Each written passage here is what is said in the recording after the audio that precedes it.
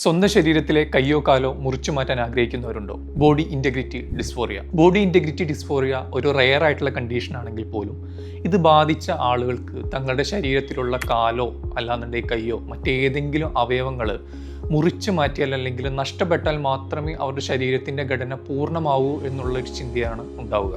ഈ വ്യക്തികൾക്ക് ഏത് ഭാഗമാണോ തൻ്റെ ശരീരത്തിൽ നിന്ന് നഷ്ടമാവണമെന്ന് ആഗ്രഹിക്കുന്നത് ആ ഭാഗത്തെക്കുറിച്ച് നിരന്തരമായിട്ടുള്ള ചിന്തയും ഇതുമൂലം ഇവർക്ക് വളരെയേറെ മാനസിക ബുദ്ധിമുട്ടുകളും ഉണ്ടാവുന്നു. നിരന്തരമായിട്ട് ഈ ബുദ്ധിമുട്ടുകൾ ഇവർ ഫേസ് ചെയ്യേണ്ടത് കൊണ്ട് തന്നെ ഇവർക്ക് എങ്ങനെയെങ്കിലും ഈ ശരീരഭാഗം തൻ്റെ ശരീരത്തിൽ നിന്ന് ഒഴിവാക്കണമെന്ന്, അതായത് മുറിച്ചു മാറ്റുകയോ അല്ലെങ്കിൽ മറ്റേതെങ്കിലും വഴിയിലൂടെ ഇത് ശരീരത്തിൽ നിന്ന് ഒഴിവാക്കണമെന്നുള്ള ചിന്ത ഇവർക്ക് നിരന്തരമായിട്ടുണ്ടാവുന്നു.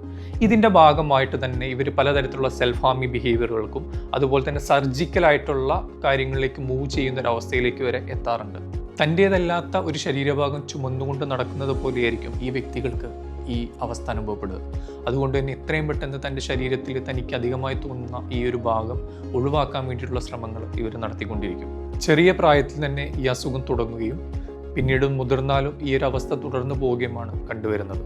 ഈ ഒരു അവസ്ഥയ്ക്ക് കാരണമായിട്ട് പഠനങ്ങൾ പറയുന്നത് നമ്മുടെ ബ്രെയിനിലുള്ള ബോഡി മാപ്പിങ്ങിൽ നമ്മളുടെ ഈ വ്യക്തികൾക്ക് ഒഴിവാക്കണമെന്ന് ആഗ്രഹിക്കുന്ന ഈ ഭാഗം ഉൾപ്പെടാതെ പോവുകയും അത്തരം ഒരു കാരണം കൊണ്ടാണ് ഈ ഒരു അവസ്ഥ വരുന്നതെന്നാണ് ഇപ്പോൾ നിലവിലുള്ള റിസർച്ചുകൾ പറയുന്നത്. ഇത്തരത്തിലുള്ള മാനസികാവസ്ഥയിലാണ് നിങ്ങളെങ്കിൽ എത്രയും പെട്ടെന്ന് ഒരു സൈക്യാട്രിസ്റ്റിനെയോ ഒരു സൈക്കോളജിസ്റ്റിനെയോ കാണുന്നത് വളരെ നല്ലതായിരിക്കും.